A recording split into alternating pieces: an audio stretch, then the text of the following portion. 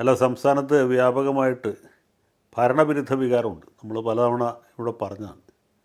പക്ഷേ ഭരണവിരുദ്ധ വികാരത്തിന് തുല്യവും അല്ലെങ്കിൽ അതിലല്പം കൂടി കൂടുതലായിട്ട് പ്രതിപക്ഷ വിരുദ്ധ വികാരവുമുണ്ട്. ഓക്കെ. സത്യം പറഞ്ഞ വോട്ടർമാർ വലിയ ഒരു ധർമ്മസങ്കടത്തിലാണ്, വലിയ ഡൈലമയിലാണ്. ബി ജെ പിയുടെ പ്രസൻസ് അവിടെ ഉണ്ടാവും. അപ്പം അന്യത ബി ജെ പിക്ക് കിട്ടുമായിരുന്ന വോട്ടുകൾ ബി ജെ പിക്ക് തന്നെ കിട്ടും. അത് കോൺഗ്രസിലേക്കോ എൽ ഡി എഫിലേക്കോ പോവുകയില്ല. മറ്റത് അങ്ങനെയല്ല. തിരുവനന്തപുരം കോർപ്പറേഷനിൽ മത്സരം ബി ജെ പിയും എൽ ഡി എഫും തമ്മിലാണ്. ശബരിനാഥൻ എന്ന് പറഞ്ഞ പാവപ്പെട്ട ചെറുപ്പക്കാരനെ വെറുതെ ഒരു വേഷം കെട്ടിച്ച് അവിടെ മത്സരിപ്പിക്കുന്നുണ്ട്. തെരഞ്ഞെടുപ്പ് കഴിയുമ്പോൾ അദ്ദേഹം ഒരു വെറുതെ കോർപ്പറേഷൻ കൗൺസിലറായിട്ട് ഈ ഒറ്റമരത്തിൽ കുരങ്ങൻ എന്ന് പറഞ്ഞ പോലെ ഇരിക്കേണ്ടവർ. യാതൊരു സംശയവും വേണ്ട, ഈ ലോക്കൽ ബോഡി ഇലക്ഷന് ഏറ്റവും നിർണായകമായിട്ടുള്ളത് എൽ ഡി എഫിനാണ്, സി പി എമ്മിനാണ്. അതുകൊണ്ട് ഇതിലൊരു വലിയ പരാജയം ഒഴിവാക്കാനായിട്ട് അവർ സകല വിദ്യകളും പയറ്റും.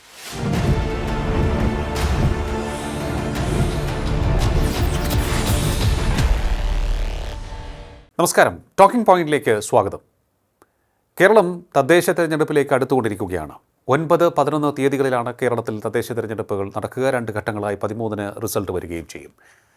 ആദ്യഘട്ടത്തിൽ നടക്കുന്ന വോട്ടെടുപ്പിൽ ആർക്കായിരിക്കും മുൻതൂക്കമെന്ന് പരിശോധിക്കുകയാണ് ഇവിടെ. പല വിഷയങ്ങളും നമുക്ക് മുന്നിലേക്ക് ഇപ്പോഴുണ്ട്. അത് വൈകാരികമായി പരിഗണിക്കുന്നവ, അല്ലെങ്കിൽ പ്രചരിപ്പിക്കുന്നവ, ഒപ്പം തന്നെ ജനങ്ങൾ അറിയേണ്ട വിഷയങ്ങൾ, ചർച്ച ചെയ്യേണ്ട വിഷയങ്ങൾ എന്നിവയെല്ലാം ഇതിൽ പെടുന്നുണ്ട്. പരിശോധിക്കാം നമുക്ക് ആർക്കാണ് മുൻതൂക്കം. അത് ഇടതിനോ, ഒപ്പം പിടിക്കാൻ യു ഡി എഫിന് കഴിയുന്നുണ്ടോ, ബി ജെ പിക്ക് എത്രത്തോളം ശക്തമായി ആഴ്ന്നിറങ്ങാൻ സാധിക്കുന്നുണ്ട്. നമ്മോടൊപ്പം ചേരുകയാണ് രാഷ്ട്രീയ നിരീക്ഷകൻ അഡ്വക്കേറ്റ് എ ജയശങ്കർ. നമസ്കാരം സാർ, ടോക്കിംഗ് പോയിന്റിലേക്ക് സ്വാഗതം. നമസ്കാരം. എന്താണ് സാർ ഇക്കാര്യത്തിൽ അങ്ങേക്ക് പറയാനുള്ളത്? വളരെ കലുഷിതമായ ഒരു രാഷ്ട്രീയ സാഹചര്യമാണെന്ന് തോന്നുന്നു. വിവാദ വാർത്തകൾ നിറഞ്ഞു നിൽക്കുന്നു, അതുപോലെ തന്നെ അഴിമതി വാർത്തകളുണ്ട്, അന്വേഷണങ്ങൾ നടക്കുന്നു. എന്താണ് അങ്ങേക്ക് ഇക്കാര്യത്തിൽ പറയാനുള്ളത്?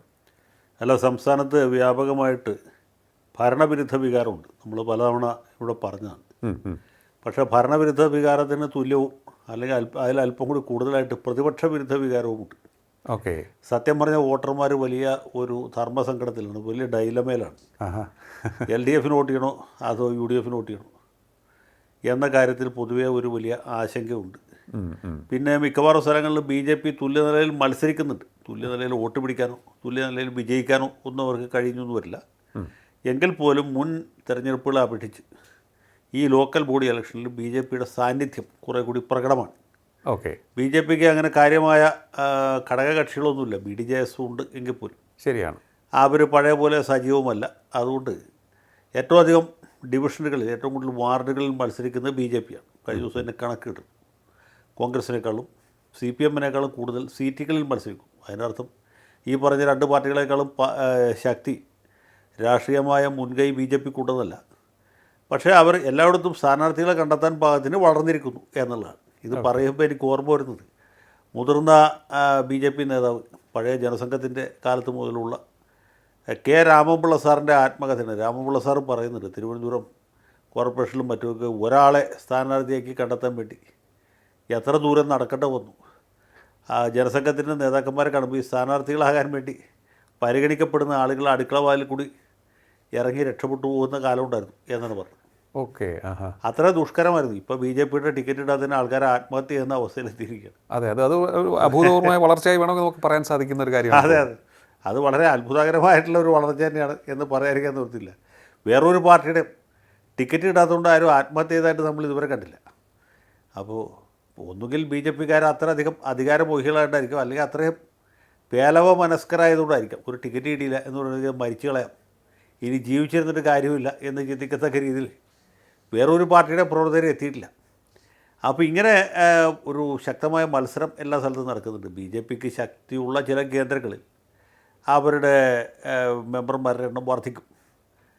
തിരുവനന്തപുരം കോർപ്പറേഷനിലോ, അല്ലെങ്കിൽ ഇപ്പോൾ തൃപ്പൂണിത്തുറ മുനിസിപ്പാലിറ്റിയിലോ, അതല്ലെങ്കിൽ 2ാം ഘട്ടത്തിൽ തിരഞ്ഞെടുപ്പ് നടക്കുന്ന കൊടുങ്ങല്ലൂർ മുനിസിപ്പാലിറ്റി, അല്ലെങ്കിൽ പാലക്കാട് മുനിസിപ്പാലിറ്റി പോലെ ചില സ്ഥലങ്ങളിലൊക്കെ അവർക്ക് മുന്നേറ്റം ഉണ്ടാക്കാൻ കഴിയുമെന്ന് വരും. അതിനപ്പുറത്തേക്ക് വലിയ അത്ഭുതങ്ങളൊന്നും അവർ ഉണ്ടാക്കും എന്ന് നമ്മൾ വിചാരിക്കുന്നതിൽ കാര്യമില്ല. അപ്പോൾ യഥാർത്ഥ മത്സരം നടക്കുന്നത് L D F U D എഫും തമ്മിൽ തന്നെയാണ്.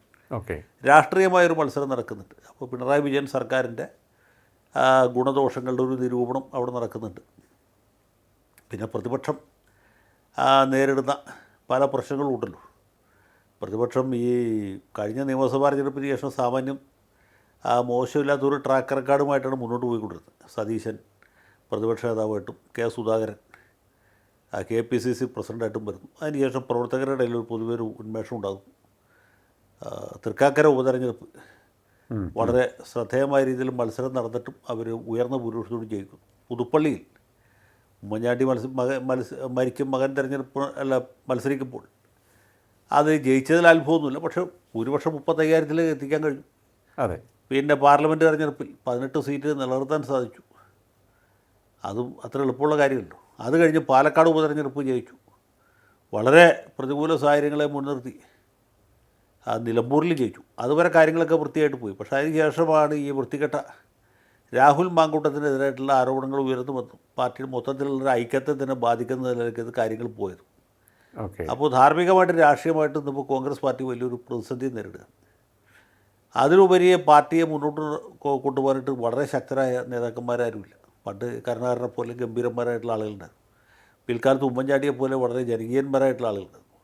ഇപ്പോൾ സതീശനായാലും രമേശനായാലും മറ്റൊരു നേതാവിനും ഈ കരുണാകരൻ്റെ ഒരു കുശാഗ്ര ബുദ്ധിയോ ഉമ്മൻചാണ്ടിയുടെ വലിയൊരു ജനകീയതയോ ജനപ്രിയതയോ ഒന്നും അവകാശപ്പെടാൻ പറ്റില്ല. അപ്പോൾ ഒരു ക്രൗഡ് പുള്ളർ എന്ന് പറയാവുന്ന ഒരു നേതാവ് ഇന്നിപ്പോൾ പാർട്ടിയിലില്ല. അപ്പോൾ ഇങ്ങനെയൊക്കെ പല പരാധീനതകളും അവർക്കുണ്ട്, UDFനുണ്ട്. അങ്ങനെ ഒരു സാഹചര്യത്തിലാണ് അവർ തെരഞ്ഞെടുപ്പിന് പോകുന്നത്. പിന്നെ ഇത് പ്രാദേശികമായിട്ടുള്ള തെരഞ്ഞെടുപ്പാണ്. പ്രാദേശിക വിഷയങ്ങൾ സ്വാഭാവികമായിട്ടും തെരഞ്ഞെടുപ്പിൽ പ്രതിഫലിക്കും. അതാത് മുനിസിപ്പാലിറ്റികളോട് ജനങ്ങൾക്കുള്ള ഒരു യോജിപ്പോ വിയോജിപ്പോ അല്ലെങ്കിൽ അവിടുത്തെ ഒരു ഭരണവിരുദ്ധ വികാരം അതൊക്കെ തെരഞ്ഞെടുപ്പിൽ പ്രതിഫലിക്കാവുന്നതാണ്. അതുപോലെ തന്നെ അതാത് ഡിവിഷനിലെ കൗൺസിലറോട് അല്ലെങ്കിൽ വാർഡ് മെമ്പറോട് ജനങ്ങൾക്കുള്ള ഒരു എതിർപ്പോ ആനുകൂല്യമോ അതും പ്രധാനമുള്ളൂ. വ്യക്തികൾ വളരെ പ്രധാനമാണ് പഞ്ചായത്ത് തെരഞ്ഞെടുപ്പിൽ. അവിടെ രണ്ട് പാർട്ടികൾ തമ്മിലോ രണ്ട് മുന്നണികൾ തമ്മിലുള്ളൊരു മത്സരമല്ല, 2-3 വ്യക്തികൾ തമ്മിലുള്ള മത്സരമാണ്. അപ്പോൾ കുടുംബ ബന്ധങ്ങൾ പ്രധാനമായിരിക്കും. രാഷ്ട്രീയമായിട്ടുള്ള വോട്ടിനേക്കാൾ കൂടുതലായിട്ട് വ്യക്തിപരമായ താല്പര്യങ്ങൾ പ്രതിഫലിക്കും. ഇതിനെ കൂടി ആകത്തുകയാണ് നമ്മൾ ഈ ലോക്കൽ ബോഡി ഇലക്ഷൻ്റെ മൊത്തം റിസൾട്ടായിട്ട് കാണും. പക്ഷേ ഇതിനെല്ലാത്തിനും ഇടയിൽ കൂടി ഒരു രാഷ്ട്രീയ ചിത്രം തെളിഞ്ഞു വരികയും ചെയ്യും. അതുകൊണ്ടാണ് നമ്മൾ ഈ ലോക്കൽ ബോഡി ഇലക്ഷന് വരാൻ പോകുന്ന നിയമസഭാ തെരഞ്ഞെടുപ്പിൻ്റെ സെമിഫൈനലായിട്ടുള്ള ഒരു ഡ്രസ് റിഹേഴ്സലായിട്ട് കാണുന്നത്. മാത്രമല്ല ഇത് തമ്മിലുള്ള അകലം വളരെ കുറവാണ്. ഈ തെരഞ്ഞെടുപ്പിൽ LDFന് ഒരു മെച്ചപ്പെട്ട വിജയം ഉണ്ടാവുമെന്ന് വിചാരിച്ചു. 7 ജില്ലയെങ്കിലും ജയിച്ചാൽ അല്ലെങ്കിൽ 8 ജില്ല ജയിച്ചാൽ വലിയ വിജയമാണ്. കാരണം എന്ന് വെച്ചാൽ 10 കൊല്ലം ഭരിച്ചതിന് ശേഷവും 7 ജില്ല ജയിക്കാൻ പറ്റും അല്ലെങ്കിൽ 8 ജില്ല ജയിക്കാൻ വെച്ചാൽ അത് എണ്ണപ്പെട്ട വിജയമാണ്. കാരണം അത്ര ആൻറ്റി ഇൻകംബൻസി ഉണ്ടാകേണ്ടതാണ്. അപ്പോൾ അതിനെ മറികടക്കുന്ന ഒരു വിജയം ബീഹാറിൽ ജനതാദൾ യുണൈറ്റഡിനൊക്കെ ഉണ്ടായ പോലെ ആ ഒരു നിലവാരത്തിലേക്ക് LDF പോകും. പിന്നെ LDF താരതമ്യേന കുറച്ചുകൂടി കോമ്പാക്റ്റായിട്ടുള്ള ഒരു മുന്നണിയാണ്. അതിലിപ്പോൾ മറ്റ് ഘടകകക്ഷികൾക്കൊന്നും വലിയ പ്രാധാന്യമില്ല.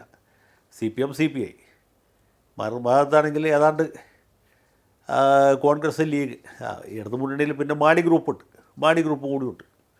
അപ്പോൾ ഇങ്ങനെ 3 കക്ഷികൾ ചേർന്ന് പിന്നെ എല്ലാം ചെറിയ കക്ഷികളാണ്. അപ്പോൾ അങ്ങനെ ഒരു മുന്നണി ഒരു ഭാഗത്ത്, മറ്റേ മുന്നണി മറുഭാഗത്ത്, BJP മൂന്നാമൊരു സ്ഥലത്ത്. പിന്നെ ഈ BJP പിടിക്കുന്ന വോട്ടും നിർണായകമായിരിക്കും. അതെങ്ങനെ വെച്ചാൽ BJPക്ക് ജയിക്കാനും ഒരുപാട് മെമ്പർമാർ ഒരുപാട് കൗൺസിലർമാരെയൊക്കെ സൃഷ്ടിക്കാനും ഒരുപക്ഷെ കഴിഞ്ഞൊന്നും വരില്ല. പക്ഷേ മുൻ തെരഞ്ഞെടുപ്പുകൾ അപേക്ഷിച്ച് BJP കൂടുതൽ സ്ഥലത്ത് മത്സരിക്കുന്നു എന്ന് പറഞ്ഞാൽ BJPയുടെ പ്രസൻസ് അവിടെ ഉണ്ടാവും. അപ്പോൾ അന്യഥ BJPക്ക് കിട്ടുമായിരുന്ന വോട്ടുകൾ BJPക്ക് തന്നെ കിട്ടും. അത് കോൺഗ്രസിലേക്കോ LDFലേക്കോ പോവുകയില്ല. മറ്റത് അങ്ങനെയല്ല. BJP നാമമാത്രമായിട്ടൊരു സ്ഥാനാർത്ഥിയെ നിർത്തുന്നു അല്ലെങ്കിൽ മത്സരത്തിൽ പ്രചരണം നടത്താതിരിക്കുന്നു എന്ന് വിചാരിക്കാം. അപ്പോൾ BJPയുടെ കോർ വോട്ട് ഒഴിച്ച് ബാക്കി വോട്ടുകൾ, സിമ്പതൈസേഴ്സിൻ്റെ വോട്ടുകൾ എങ്ങോട്ട് പോകും? ഒന്നുകിൽ LDFലേക്ക് പോകും അല്ലെങ്കിൽ UDFലേക്ക് പോകും. അതത് സ്ഥലത്തെ സൗകര്യവും സാഹചര്യം അനുസരിച്ച് വ്യത്യാസം വരും. പക്ഷേ ഇത്തവണ അത് സംഭവിക്കില്ല. കാരണം BJPക്കാരുടെ വോട്ട് BJPക്ക് തന്നെ കിട്ടും. അപ്പോൾ അതുകൊണ്ട് ഈ BJP എന്നുള്ള ഫാക്ടർ അത് ആർക്ക് കൂടുതൽ ദോഷം ചെയ്യും എന്നുള്ളതാണ് പ്രധാനപ്പെട്ട കാര്യം. ശരി. അങ്ങനെ വരുമ്പോൾ അത് UDFന് കൂടുതൽ ദോഷം ചെയ്യാനുള്ള സാധ്യത. കാരണം BJPയെ പിന്തുണയ്ക്കുന്ന വിഭാഗങ്ങൾ ഇപ്പോൾ BJPയിലേക്ക് മാറിയിട്ടുള്ള BJPയിലേക്ക് ചേക്കേറിയിട്ടുള്ള വിഭാഗങ്ങൾ കൂടുതലും പോയിട്ടുള്ളത് LDFയിൽ നിന്നല്ല UDFയിൽ നിന്നാണ്, അല്ലെങ്കിൽ പോകാൻ സാധ്യതയുള്ള UDFയിൽ നിന്നാണ്. അപ്പോൾ BJP കൃത്യമായിട്ട് തെരഞ്ഞെടുപ്പിൽ മത്സരിക്കുകയും അവരുടെ വോട്ട് അവരുടെ ചിഹ്നത്തിൽ തന്നെ പതിയുകയും ചെയ്യുകയാണെങ്കിൽ അതും UDFന് ഒരു പാരയായിട്ട് ഭവിക്കും. ഓക്കെ. ഈ തിരഞ്ഞെടുപ്പ് നമ്മൾ നോക്കുകയാണെന്നുണ്ടെങ്കിൽ ഈ ആദ്യ പകുതിയിൽ തിരഞ്ഞെടുപ്പ് നടക്കുന്ന സ്ഥലങ്ങളുടെ കാര്യത്തിൽ നോക്കുമ്പോൾ തിരുവനന്തപുരത്ത് വളരെ ശക്തമായ മത്സരം നടക്കും. കോർപ്പറേഷനുകൾ നോക്കുകയാണെന്നുണ്ടെങ്കിൽ കഴിഞ്ഞ 6 കോർപ്പറേഷനുകളിൽ കഴിഞ്ഞ തെരഞ്ഞെടുപ്പിൽ 5ഇടത്തും LDF-നായിരുന്നു. നിലവിൽ നമ്മൾ തിരുവനന്തപുരത്തിൻ്റെ കേസ് എടുക്കുകയാണെങ്കിൽ തിരുവനന്തപുരത്ത് LDF ആയിരുന്നു. ഒരിടത്ത് മാത്രമാണ് കണ്ണൂരിൽ ഒരു സ്ഥലത്ത് മാത്രമാണ് UDF-ന് വിജയിക്കാൻ സാധിച്ചത്. ബാക്കി 5ഇടത്തും LDF ആയിരുന്നു. മുനിസിപ്പാലിറ്റികളുടെ കാര്യം എടുത്ത് പരിശോധിക്കുകയാണെങ്കിൽ അവിടെ മാത്രമാണ്, മുനിസിപ്പാലിറ്റികളുടെ കാര്യത്തിൽ മാത്രമാണ് ഒരു ബലാബല പോരാട്ടം UDF-ന് കാഴ്ചവെക്കാൻ സാധിച്ചത്. 45-43 എന്നാണ് എനിക്ക് എൻ്റെ ഓർമ്മ പറയുന്നത്.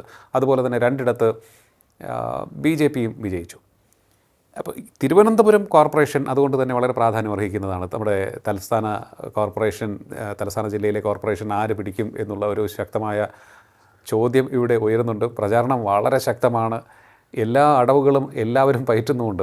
സ്ഥാനാർത്ഥികളെ, പ്രമുഖരെ പോലും പലരും ഇറക്കിയിട്ടുണ്ട്. അല്ല, എനിക്ക് തോന്നുന്നത് നമ്മൾ ഈ ആദ്യഘട്ടത്തിൽ തിരഞ്ഞെടുപ്പ് എടുക്കുന്ന 7 ജില്ലകളിൽ ഒരു തരംതിരിവ് സാധ്യമാണ്. അപ്പോൾ ഹിന്ദു മെജോറിറ്റി ഉള്ള അഥവാ ഇടതുപക്ഷത്തിന് കൂടുതൽ മേൽക്കൈ കിട്ടാൻ സാധ്യതയുള്ള തിരുവനന്തപുരം. അതെ, തിരുവനന്തപുരം ശരിക്കും ഒരു UDF ജില്ലയാണ്. പക്ഷേ ഇപ്പോൾ അതിൻ്റെ ആ UDF സ്വഭാവം വല്ലാതെ കുറഞ്ഞു പോയി. കഴിഞ്ഞ നിയമസഭാ തെരഞ്ഞെടുപ്പുകളും പഞ്ചായത്ത് തെരഞ്ഞെടുപ്പുകളും കോർപ്പറേഷൻ തെരഞ്ഞെടുപ്പൊക്കെ നോക്കിയാൽ അതെ, ആ ഒരു കോൺഗ്രസ് നിറം മായുന്നതായിട്ടാണ് നമ്മൾ കാണുന്നത്. കോൺഗ്രസ്സുകാരില്ലാത്തതുകൊണ്ടല്ല, കോൺഗ്രസ്സിന് ശക്തരായ സ്ഥാനാർത്ഥികളോ കൃത്യമായ പ്രചരണ സംവിധാനമോ ഇല്ലാത്തതുകൊണ്ട് പാർട്ടി നിർത്തുന്ന സ്ഥാനാർത്ഥികൾ പൊതുവെ തോറ്റുകൊണ്ടിരിക്കുകയാണ്. ഇപ്പോൾ ഈ കഴിഞ്ഞ നിയമസഭാ തെരഞ്ഞെടുപ്പിൽ ആകെ വന്നിട്ട് പോയിട്ടും കോവളത്ത് വിൻസെൻ്റ് മാത്രം ജയിച്ചു. അതിന് മുമ്പത്തെ തവണ വിൻസെൻറ്റും ഉണ്ടായിരുന്നു, ശബരിനാഥനും ഉണ്ടായിരുന്നു. അതെ. കൊല്ലം ജില്ലയിലെ കാര്യം നോക്കിയാൽ വളരെ പരിതാപകരമാണ്. കൊല്ലം ജില്ലയിൽ എത്രയോ കാലമായിട്ട് ഒരു കോൺഗ്രസ്സുകാർ ജയിച്ചിരുന്നില്ല. കൊല്ലത്ത് നിന്ന് പ്രേമേന്ദ്രൻ പാർലമെൻറ്റിലേക്ക് മത്സരിച്ച് അദ്ദേഹം ജയിക്കും. അദ്ദേഹത്തിൻ്റെ വ്യക്തിപരമായ മികവ് കൂട്ടി ജയിക്കും. കൊല്ലം ജില്ലയിൽ നിന്ന് ഒരു കോൺഗ്രസ്സുകാരും സമീപകാലത്ത് ജയിച്ചിരുന്നില്ല. ഇപ്പോൾ കഴിഞ്ഞ തവണ ചെറിയൊരു മാറ്റം വന്ന് വിഷ്ണുനാഥ് കുണ്ട്രയിലും അതുപോലെ CR മഹേഷ് കരുനാഗപ്പള്ളിയിലും എന്നുള്ളതാണ്. അവർ രണ്ടുപേരും ഒഴുക്കിനെതിരെ നീതി ജയിച്ചവർ. അവിടുത്തെ പരമ്പരാഗത കോൺഗ്രസ്സുകാർക്ക് ആർക്കും അവിടെ യാതൊരു ഗ്രിപ്പുമില്ല എന്നുള്ളതാണ് സത്യം. അപ്പോൾ കൊല്ലം ജില്ല ആദ്യമേ തന്നെ LDF-ന് ജയം ഉറപ്പിച്ച ഒരു സ്ഥലമാണ്. കൊല്ലം ജില്ലയിൽ കോൺഗ്രസ് ജയിക്കാൻ വെച്ചപ്പോൾ നമുക്ക് ഉള്ളം കഴിക്കുന്ന രോമം പറിച്ചെടുക്കാവുന്ന അവസ്ഥയിലേക്ക് പോയിട്ട് അത്ര ദയനീയമായി. പണ്ടൊക്കെ ബാലകൃഷ്ണപിള്ള ഉള്ളപ്പോൾ ബാലകൃഷ്ണപിള്ള സാറ് കൊട്ടാരക്കരയിലും ഗണേഷ് കുമാർ പത്തനാപുരത്തൊക്കെ ജയിച്ചു. ഇപ്പോൾ അതും സംഭവിക്കില്ല. കാരണം ബാലകൃഷ്ണപിള്ള സാറ് മരിച്ചുപോയി, ഗണേഷ് കുമാർ LDF-ലാണ്. അതെ. അപ്പോൾ അതുകൊണ്ട് അതുപോലെ നമുക്ക് പ്രതീക്ഷിക്കാൻ പറ്റിയില്ല. അപ്പോൾ കൊല്ലമാണ് നമുക്ക് ആദ്യം എഴുതി തള്ളാവുന്ന, UDF-ന് ആദ്യം എഴുതി തള്ളാവുന്ന, അല്ലെങ്കിൽ LDF-ന് വിജയം ഉറപ്പിക്കാവുന്ന ഒരു സ്ഥലം. പിന്നെ ജനങ്ങളുടെ ഭാഗത്തു നിന്നുള്ള പ്രതികരണം. ഇപ്പോൾ കുറേ കാലമായിട്ട് സഖാക്കന്മാരിങ്ങനെ ഭരിച്ചുകൊണ്ടിരിക്കുകയാണല്ലോ. ജനങ്ങൾക്ക് മടുത്ത് കാണും, ഒരു സാധ്യതയുണ്ട്.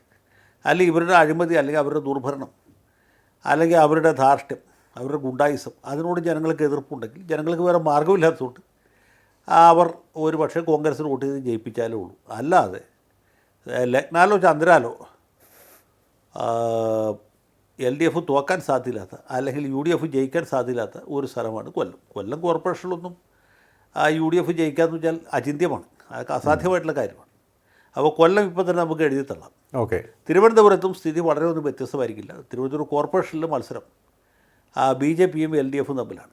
ശബരിനാഥൻ എന്ന് പറഞ്ഞാൽ പാവപ്പെട്ട ചെറുപ്പക്കാരനെ വെറുതെ ഒരു വേഷം കെട്ടിച്ച് അവിടെ മത്സരിപ്പിക്കുന്നുണ്ട്. തെരഞ്ഞെടുപ്പ് കഴിയുമ്പോൾ അദ്ദേഹം ഒരു വെറുതെ കോർപ്പറേഷൻ കൗൺസിലറായിട്ട് ഈ ഒറ്റമരത്തിൽ കുരങ്ങൻ എന്ന് പറഞ്ഞ പോലെ ഇരിക്കേണ്ടവരും. കഴിഞ്ഞ തവണ 10 സീറ്റാണ് കിട്ടിയത്, ഇത്തവണ 15 സീറ്റ് കിട്ടുകയാണെങ്കിൽ വലിയ ഭാഗ്യം എന്നാണ് എനിക്ക് വളരെ അടുപ്പവും സ്നേഹവും ഉള്ളൊരു കോൺഗ്രസ്സുകാരൻ തിരുവനന്തപുരത്ത് നിന്ന് നൽകിയ ഒരു ഫീഡ്ബാക്ക്. അവരുടെ തന്നെ ഒരു പ്രതീക്ഷ 15-ലാണ് അല്ലേ? 15-ലാണ്. 15 സീറ്റുകൾ കിട്ടിയാൽ വലിയ ഭാഗ്യം എന്നാണ് അദ്ദേഹം പറഞ്ഞത്. അപ്പോൾ തിരുവനന്തപുരത്ത് വലിയ അത്ഭുതമൊന്നും പ്രതീക്ഷിക്കണ്ട. തിരുവനന്തപുരം കൊല്ലം ഏതാണ്ട് പോയി കഴിഞ്ഞു എന്ന് പറയാം. BJP എന്ത് നേടും തിരുവനന്തപുരത്ത്? അതെ. പിന്നെ മറിച്ച് നമ്മളിത് ആലപ്പുഴ ജില്ലയിലേക്ക് വരുമ്പോൾ അവിടെ സ്ഥിതി വളരെ ഒന്നും വ്യത്യസ്തമല്ല. ആലപ്പുഴ ജില്ല സ്വതവേ തന്നെ ഈ ബലികുടീരങ്ങളുടെയൊക്കെ ഒരു നാടാണല്ലോ, പുന്നപ്ര, വയലാർ. അതെ. ഇതൊക്കെ ആണെങ്കിൽ കോൺഗ്രസ്സിന് ശക്തമായ പോക്കറ്റുകളുണ്ട്, കോൺഗ്രസ്സുകാർ ധാരാളം ഉള്ള സ്ഥലമാണ്. രമേശ് ചെന്നിത്തലയുടെ തട്ടകമാണ്. ആലപ്പുഴ ജില്ലക്കാരനാണ് അദ്ദേഹം. KC വേണുഗോപാലിൻ്റെ ജന്മസ്ഥലം അല്ലെങ്കിലും അദ്ദേഹം പ്രതിനിധീകരിക്കുന്ന മണ്ഡലം ആലപ്പുഴയാണ്. അപ്പോൾ ഇവർക്ക് രണ്ടുപേർക്കും പക്ഷേ ഇങ്ങനെ ലോക്കൽ ബോഡി ഇലക്ഷനിൽ കോൺഗ്രസ്സുകാരെ ജയിപ്പിച്ചിട്ട് വേറെ കാര്യമുള്ളൂ, അല്ലെങ്കിൽ UDF-ന് പരമാവധി സീറ്റുകൾ നേടിക്കൊടുക്കണം എന്ന കാര്യത്തിൽ വലിയ വാശിയൊന്നുമില്ല. അത് നമ്മൾ മനസ്സിലാക്കണം. അവർ വളരെ എളിമയുള്ളവരാണ്. അവരുടെ കാര്യം നടക്കണമെന്നല്ലാണ്ട് പാർട്ടി അങ്ങോട്ട് നന്നായി കളയും UDF-നെ വിജയ സോപാനത്തിൽ എത്തിച്ചിട്ട് അടുത്ത് നിൽക്കുന്ന തെങ്ങുമെന്ന് ഒരു കരിക്കിട്ട് കുടിക്കാം എന്നുള്ള യാതൊരു നിർബന്ധ ബുദ്ധിയും അവർക്കില്ല. അപ്പോൾ ഇതാണ് ആലപ്പുഴ ജില്ല, അവിടെയും എൽ ഡി എഫിന് തന്നെയാണ് മേൽക്കൈ. പിന്നെ എന്തായിരിക്കും അതിൻ്റെ റിസൾട്ട്, അതിൽ എത്ര മാർജിൻ വരും എന്നതിൽ മാത്രമേ സംശയമുള്ളൂ. മുനിസിപ്പാലിറ്റിയിൽ വല്ല കുറവ് സംഭവിക്കും. ഇപ്പോൾ ഉദാഹരണത്തിന് ചെങ്ങന്നൂർ മുനിസിപ്പാലിറ്റി, അല്ലെങ്കിൽ മാവേലിക്കര മുനിസിപ്പാലിറ്റി, ആലപ്പുഴ മുനിസിപ്പാലിറ്റി, അവിടെയൊക്കെ വേണമെങ്കിൽ കോൺഗ്രസ് നേടാവുന്ന സ്ഥലങ്ങളാണ്. മുനിസിപ്പാലിറ്റികൾക്കൊരു പ്രത്യേകത, ഈ നഗരങ്ങൾ, പട്ടണങ്ങൾ പൊതുവേ ഇടത്തരക്കാർ കൂടുതലുള്ള സ്ഥലങ്ങളിലൊക്കെ എൽ ഡി എഫിനേക്കാളും വോട്ടർമാർക്ക് യു ഡി എഫിനോടായിരിക്കും താല്പര്യം. അപ്പോൾ യു ഡി എഫിനുള്ള താല്പര്യം കുറഞ്ഞാൽ അത് കൂടാൻ പോകുന്നത് ബി ജെ പിയിലായിരിക്കും. അപ്പോഴും എൽ ഡി എഫിന് അത്ര വലിയ അപ്പർ ഹാൻഡ് കിട്ടുകയില്ല. അതുകൊണ്ടൊക്കെയാണ് ഈ തിരുവിതാംകൂർ ഭാഗത്ത് പൊതുവെ യു ഡി എഫ് പിടിച്ചു നിൽക്കുന്ന മുനിസിപ്പാലിറ്റികളാണ്. അപ്പോൾ അത് സ്വാഭാവികമായിട്ട് ഇവിടെ സംഭവിക്കാവുന്നത്. ഇനി മറ്റ് ഭാഗത്തേക്ക് നോക്കിക്കഴിഞ്ഞാൽ, നമ്മൾ 3 ജില്ലകൾ പറഞ്ഞു കഴിഞ്ഞു. ബാക്കിയുള്ള 4 ജില്ലകൾ നോക്കിക്കഴിഞ്ഞാൽ ജില്ലകൾക്കൊരു പ്രത്യേകതയുണ്ട്. ഇത് പണ്ട് കാലത്ത് കേരള കോൺഗ്രസിൻ്റെ ശക്തി കേന്ദ്രങ്ങളായിരുന്നു. അതെ. പത്തനംതിട്ട ജില്ല, പിന്നെ നമ്മുടെ കോട്ടയം ജില്ല, ഇടുക്കി ജില്ല. ഈ 3 സ്ഥലത്തും കേരള കോൺഗ്രസ് എന്ന് പറയുന്ന ഘടകം ഇപ്പോൾ പഴയ പോലെ സജീവമല്ല. ക്രിസ്ത്യൻ വോട്ടർമാർ അവർ ഏത് കാലത്തും യു ഡി എഫിന് വോട്ട് ചെയ്തിരുന്നവരാണ്. അപ്പോൾ എങ്ങനെ നോക്കിയാലും യു ഡി എഫ് ജയിക്കേണ്ടതാണ്. പക്ഷേ യു ഡി എഫിന് ജയിക്കാൻ പറ്റുമോ എന്നുള്ളതാണ് ചോദ്യം. ഇപ്പോൾ ഇടുക്കി ജില്ല നോക്കിയാൽ മതി, യു ഡി എഫിൻ്റെ ശക്തി കേന്ദ്രമാണ്. പക്ഷേ സമീപകാലത്തൊന്നും ഒരു കോൺഗ്രസ്സുകാരും ജയിച്ചിട്ടില്ല. തൊടുപുഴയിൽ നിന്ന് പി ജെ ജോസഫ് ജയിക്കും, പക്ഷേ കോൺഗ്രസിൻ്റെ സ്ഥാനാർത്ഥികൾ ആരും തന്നെ ഇടുക്കി ജില്ലയിൽ നിന്ന് ജയിക്കാറില്ല. അപ്പോൾ ഇതൊരു വലിയ പ്രശ്നമായിട്ട് നിൽക്കുകയാണ്. അതെന്തുകൊണ്ട് അങ്ങനെ സംഭവിക്കുമെന്ന് വെച്ചാൽ അതിന് പല കാരണങ്ങളുണ്ട്. അപ്പോൾ കോൺഗ്രസ്സുകാർ ജയിക്കാത്ത ഒരു ജില്ലയായിട്ട് ഇടുക്കി മാറിയിരുന്നു. കോട്ടയം ജില്ലയിൽ നോക്കിക്കഴിഞ്ഞാൽ കോട്ടയം ജില്ലയിലും കോൺഗ്രസ് വളരെ ശക്തമാണ്. ഉമ്മൻചാണ്ടിയുടെ തട്ടകമായിരുന്നു, തിരുവഞ്ചൂരിൻ്റെ തട്ടകമാണ് ഇപ്പോഴും. പക്ഷേ കോൺഗ്രസ് ജയിക്കാൻ പറ്റുന്നില്ല. മറുഭാഗത്ത് വി എൻ വാസവൻ വളരെ ശക്തമായിട്ട് നിൽപ്പുണ്ട്. ഓക്കെ. സി പി എമ്മിൻ്റെ സംഘടനാ സംവിധാനം ശക്തമാണ്. അങ്ങനെ പല ഘടകങ്ങളും അവർക്ക് അനുകൂലമായിട്ടുണ്ട്. പക്ഷേ പിന്നെ ജോസ് കെ മാണിയുടെ ഗ്രൂപ്പ് വന്നു എന്നുള്ളത് ഒരു പ്രധാനപ്പെട്ട ഘടകമാണ്. ക്രിസ്ത്യൻ കമ്മ്യൂണിറ്റിയെ പ്രതിനിധീകരിക്കുന്ന കേരള കോൺഗ്രസിൻ്റെ ഒരു ചെറുതല്ലാത്ത ഒരു വിഭാഗം. ഈ ജോസ് കെ മാണി വിഭാഗം ഇടതുപക്ഷത്തേക്ക് വന്നത് ഒരു ഷോക്കായിരുന്നു ആദ്യം. ഇപ്പോഴും അതേ പ്രഭാവം നിലനിർത്താൻ അവർക്ക് സാധിക്കുന്നുണ്ടെന്ന് അങ്ങ് കരുതുന്നുണ്ടോ? ഈ പറഞ്ഞ മേഖലകളിലൊക്കെ തന്നെ കേരള കോൺഗ്രസ് ജോസ് കെ മാണി ഗ്രൂപ്പിൻ്റെ എന്നല്ല, കേരള കോൺഗ്രസ്സുകളുടെ പൊതുവിൽ അവരുടെ പരമ്പരാഗതമായിട്ടുള്ള ശക്തി നഷ്ടപ്പെട്ടു. ജോസ് കെ മാണിയുടെ ഗ്രൂപ്പ് യു ഡി എഫിൽ നിൽക്കുകയായിരുന്നെങ്കിൽ ശക്തിയായിരുന്നു. എൽ ഡി എഫിലേക്ക് പോയി കഴിയുമ്പോൾ ഇത് അടിസ്ഥാനപരമായിട്ട് കമ്മ്യൂണിസ്റ്റ് വിരുദ്ധ വോട്ടുകളാണ്. ജോസ് കെ മാണി പോകുന്നു, അദ്ദേഹത്തിൻ്റെ കൂടെ പാർട്ടിയുടെ കുറേ പ്രവർത്തകർ പോകുന്നു, അവരുടെ വോട്ട് അവരുടെ ഒരു സ്ഥാനാർത്ഥി നിൽക്കുകയാണെങ്കിൽ കിട്ടും. അല്ലാതെ ആ വോട്ട് എൽ ഡി എഫിൽ സി പി ഐക്കോ സി പി എമ്മിനോ ഒന്നും കിട്ടിക്കൊള്ളുന്നില്ല. അങ്ങനൊരു പ്രശ്നമുണ്ട്. സ്വന്തം സ്ഥാനാർത്ഥിയാണെങ്കിൽ അവർ ആ സ്ഥാനാർത്ഥി കൂട്ടി. ഇപ്പം ജോസഫ് ഗ്രൂപ്പുള്ള കാലത്തും ഇത് തന്നെയായിരുന്നു സ്ഥിതി. ജോസഫ് ഗ്രൂപ്പുകാരുടെ വോട്ട് തിരഞ്ഞെടുപ്പ് വരുമ്പോൾ ഒരുപക്ഷെ ജോസഫ് ഗ്രൂപ്പുകാരുടെ മാത്രമല്ല മാണി ഗ്രൂപ്പുകാരുടെ വോട്ട് കൂടി കിട്ടും. പക്ഷേ ഇവരുടെ വോട്ട് പുറത്തേക്ക് പോകില്ല. മാണി ഗ്രൂപ്പുകാരുടെ അല്ലെങ്കിൽ ജോസഫ് ഗ്രൂപ്പുകാരുടെ വോട്ട് എൽ ഡി എഫിന് കിട്ടില്ല. കാരണം ഇവർ അടിസ്ഥാനപരമായിട്ട് കമ്മ്യൂണിസ്റ്റ് പാർട്ടികളോട് വിപ്രതിപത്തിയുള്ളവരാണ്. അങ്ങനെ ഒരു പ്രശ്നമായിട്ട് എത്തുന്നുണ്ട്. എന്തായാലും അപ്പോൾ ഈ 3-4 എം എൽ എമാരെ ജയിപ്പിക്കുക വെച്ചാൽ അത്രയും എണ്ണം അവിടെ വർദ്ധിച്ചല്ലോ. എവിടെ? അസംബ്ലിയിൽ.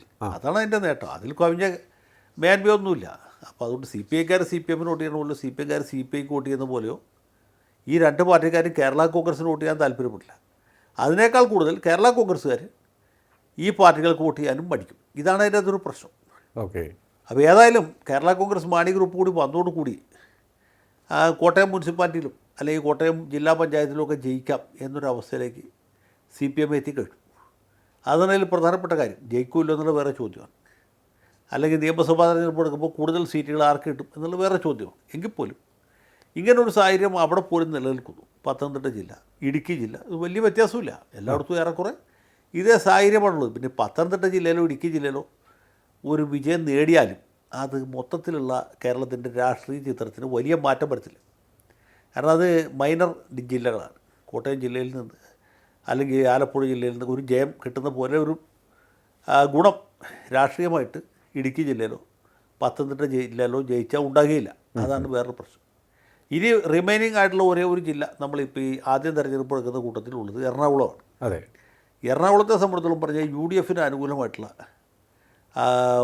ഒരു ജില്ലയാണ്. ഒരുപക്ഷെ ഇന്നിപ്പോൾ കോൺഗ്രസ്സിന് സ്വന്തമായിട്ട് കുറച്ച് വോട്ട് പിടിക്കാൻ കഴിവുള്ള ഏതെങ്കിലും ഒരു സ്ഥലമുണ്ടെങ്കിൽ അത് എറണാകുളം ജില്ലയാണ്. എറണാകുളം ജില്ല അടിസ്ഥാനപരമായിട്ട് പല കാരണങ്ങളാലും യു ഡി എഫ് അനുകൂലമാണ്. യു ഡി എഫ് എന്ന് പോലും പറയാൻ പറ്റില്ല, കോൺഗ്രസ് അനുകൂല ജില്ലയാണ്. കൊച്ചി കോർപ്പറേഷനിലാണെങ്കിലും പാലൂർ മുനിസിപ്പാലിറ്റിയിലാണെങ്കിലും ഒക്കെ കോൺഗ്രസ് ഒരു വലിയ രാഷ്ട്രീയ ശക്തിയാണ്. അപ്പോൾ അവരെ സംബന്ധിച്ചിടത്തോളം അവർക്ക് ജയിക്കാവുന്ന 14 അസംബ്ലി മണ്ഡലങ്ങളുണ്ടെങ്കിൽ വേണമെങ്കിൽ 10-11 ഒക്കെ വേണമെങ്കിൽ ജയിക്കാവുന്ന. എറണാകുളത്ത് വി ഡി സതീശനാണ് നേരിട്ടിറങ്ങിയിരിക്കുന്നത്. അതെ, വി ഡി സതീശൻ്റെ സ്ഥലമാണെന്നുള്ളതിൽ ഉപരിയായിട്ട് പരമ്പരാഗതമായിട്ട് ഒരു കോൺഗ്രസ് കോട്ടയാണ്. കേരളത്തിൽ കോൺഗ്രസ് ഇപ്പോഴും ഫലപ്രദമായിട്ട് പ്രവർത്തിക്കുന്ന ഏതെങ്കിലും സ്ഥലമുണ്ടെങ്കിൽ അത് എറണാകുളം ജില്ലയാണ്. പിന്നെ DCC പ്രസിഡന്റ് മുഹമ്മദ് ഷിയാസ് എന്ന് പറഞ്ഞൊരു ചെറുപ്പക്കാരനാണ്, വലിയ ഊർജ്ജസ്വലനാണ്. അത് എല്ലായിടത്തും എത്തുകയും കാര്യങ്ങളൊക്കെ മേൽനോട്ടം വഹിക്കുകയൊക്കെ ചെയ്യും. അപ്പോൾ അങ്ങനത്തെ ഒരു നേതാവ് അവിടെ ഉണ്ട്. അതും എടുത്തു പറയാവുന്നൊരു നേട്ടം തന്നെയാണ്. അപ്പോൾ എറണാകുളം ജില്ലയെ സംബന്ധിച്ചിടത്തോളം UDFനാണ് മേൽക്കൈ ഉള്ളത്. LDFന് എന്തുമാത്രം ഫലപ്രദമായിട്ട് അവിടെ പ്രവർത്തിക്കാൻ പറ്റും എന്നുള്ളതാണ്. അല്ലെങ്കിൽ എത്ര സീറ്റുകൾ മറ്റവരുടെ നിന്ന് പിടിച്ചെടുക്കാൻ പറ്റും. ഇപ്പോൾ ആലുവ മുനിസിപ്പാലിറ്റി നോക്കുക. ആലുവ മുനിസിപ്പാലിറ്റിയിൽ CPM എന്ന് പറഞ്ഞ സാധനം ഇല്ല. 26 ഡിവിഷനിൽ ഒരു സ്ഥലത്താണ് ആകെ ഒരു മാർക്സിസ്റ്റുകാരൻ ചിഹ്നത്തിൽ മത്സരിക്കുന്നത്. മറുഭാഗത്ത് കോൺഗ്രസ്സുകാരാണെങ്കിൽ 26-ൽ 26 പേരും കൈപ്പത്തി അടയാളത്തിലാണ് മത്സരിക്കുന്നത്. അവിടെ ലീഗിനോട് സീറ്റ് കൊടുത്തിട്ടില്ല, കേരള കോൺഗ്രസ്സിന് കൊടുത്തിട്ടില്ല, കൊടുക്കുകയില്ല. അപ്പോൾ അങ്ങനെയൊക്കെയുള്ള രാഷ്ട്രീയമാണ് ഞാൻ പറഞ്ഞത്. ആ രീതിയിൽ അതിൽ പഞ്ചായത്തുകളിലൊക്കെ ആണെങ്കിലും പഞ്ചായത്തിൽ കുറച്ചുകൂടി LDFനായിരിക്കും മേൽക്കൈ ഉണ്ടാകുക. പക്ഷേ അവിടെയും UDF കൃത്യമായിട്ട് ഒരു സ്ട്രാറ്റജി വർക്കൗട്ട് ചെയ്ത് സ്ഥാനാർത്ഥികളൊക്കെ നിർണ്ണയിച്ച് ജനങ്ങളെ വെറുപ്പിക്കാത്ത ആൾക്കാരെ വീണ്ടും അവതരിപ്പിക്കുകയാണെങ്കിൽ അവർക്ക് ജയിക്കാൻ സാധിക്കും. അല്ലെങ്കിൽ ഇത് കൈവിട്ടു പോകും. ഓക്കെ സാർ, വേറൊരു കാര്യം, ഈ തിരുവനന്തപുരത്ത് K മുരളീധരൻ ആണ് കോൺഗ്രസിൻ്റെ പ്രവർത്തനങ്ങൾ ഏകോപിപ്പിക്കുന്നത്, നേതൃത്വം നൽകുന്ന അദ്ദേഹമാണ്. അദ്ദേഹം അറിയാം, നമുക്ക് കുറേയേറെ കാര്യങ്ങളിലൊക്കെ തന്നെ വളരെ മികച്ച ഒരു പെർഫോമൻസ് കാഴ്ചവെക്കാൻ സാധിച്ചിട്ടുള്ള ഒരു രാഷ്ട്രീയ നേതാവാണ്. അദ്ദേഹത്തിൻ്റെ ഒരു പ്രഭാവം കോൺഗ്രസ്സിന് കൂടുതൽ ഉണർവ് നൽകാൻ സാധ്യതയുണ്ടോ? ചില സംഭവങ്ങളൊക്കെ തന്നെ, ഒരു സ്ഥാനാർത്ഥി മുട്ടടയിൽ വൈഷ്ണവ് എന്ന ഒരു സ്ഥാനാർത്ഥിയുടെ വോട്ടർ ലിസ്റ്റിൽ നിന്നുള്ള പേര് മാറ്റൽ ഒക്കെ തന്നെ വലിയ വിവാദം ഉണ്ടാക്കിയിട്ടുണ്ടായിരുന്നു. ഇതൊക്കെ ഏതെങ്കിലും തരത്തിൽ UDFന് ഗുണം ചെയ്യുമോ? കൂടുതലായിട്ട് അവരുടെ ഒരു ടീം വർക്കിനെ സ്വാധീനിക്കുമോ? അല്ല, അതിൽ പ്രധാനപ്പെട്ടൊരു കാര്യം എന്ന് വെച്ചാൽ K മുരളീധരൻ ഒരു ചെറിയ നേതാവൊന്നുമല്ല. കോൺഗ്രസ്സിൽ ഇന്നിപ്പോൾ കുറച്ച് 10 വോട്ട് സ്വന്തമായിട്ട് പിടിക്കാൻ കഴിവുള്ള അപൂർവ നേതാക്കളിൽ ഒരാളാണ്. അതുപോലെ ശബരിനാഥനും മോശപ്പെട്ട ആളൊന്നുമല്ല. ഒരു മേയർ സ്ഥാനാർത്ഥിയെ മുൻകൂട്ടി കണ്ടെത്തി അയാളെ പേര് പ്രപ്പോസ് ചെയ്ത് ഇലക്ഷൻ നടത്തും. അത് നല്ല ആവേശകരമായ റിസൾട്ട് ഉണ്ടാക്കുന്നുള്ളത് ശരിയാണ്. പക്ഷേ കോൺഗ്രസിൻ്റെ സംഘടനാ സംവിധാനം തിരുവനന്തപുരത്ത് പൊതുവെയും ജില്ലയിൽ പ്രത്യേകിച്ചും വളരെ ദുർബലമാണ്. അപ്പോൾ ഇങ്ങനെയൊക്കെയുള്ള പ്രശ്നങ്ങളുണ്ടല്ലോ, അത് പരിഹരിക്കാതെ ഈ രീതിയിലുള്ള മാറ്റങ്ങൾ കൊണ്ട് മാത്രം പിടിച്ചേക്കാൻ പറ്റുകയില്ല. അതാണ് ഇതിനകത്ത് പ്രധാനപ്പെട്ട വിഷയം. തിരുവനന്തപുരത്ത് അങ്ങ് പറഞ്ഞു, തിരുവനന്തപുരം കോർപ്പറേഷനിലെ കാര്യം അങ്ങ് പറഞ്ഞത് LDFും BJP തമ്മിലുള്ള പോരാട്ടമായിരിക്കുമെന്ന്. LDF 51 സീറ്റാണ് അവർ നേടിയിരുന്നത്, BJPയുടെ 35. അപ്പോൾ ഈ തിരഞ്ഞെടുപ്പിൽ ഇത് എങ്ങനെ വരുമെന്നാണ് ആർക്ക് എത്ര എന്നുള്ളത് സംബന്ധിച്ച് എന്തെങ്കിലും തരത്തിലുള്ള ഒരു പ്രഡിക്ഷൻ സാധിക്കുന്നുണ്ടോ? അല്ല, ഈ ലോക്കൽ ബോഡി ഇലക്ഷനിൽ നമുക്ക് അങ്ങനെ പ്രഡിക്ഷൻ നടത്താൻ പറ്റില്ല. ഒരു ഏകദേശം എങ്ങനെയാണെന്നേ പറയാൻ പറ്റുള്ളൂ. അവിടെ CPMഉം BJP ഏറെക്കുറെ തുല്യ ശക്തികളായിട്ടാണ് ഇപ്പോൾ മത്സരിക്കുന്നത്.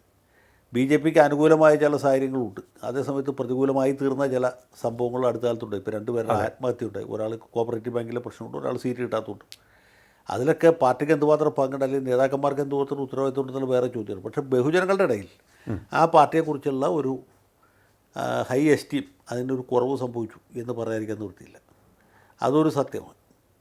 പിന്നെ വേറൊരു പ്രത്യേകതയുണ്ട്. ഈ തെരഞ്ഞെടുപ്പ് വളരെ അടുത്തെത്തി കഴിയുമ്പോൾ മുസ്ലിം സമുദായക്കാരുടെ ഇടയിൽ ചില ക്യാമ്പയിനുകൾ പൊട്ടിപ്പുറപ്പെടും.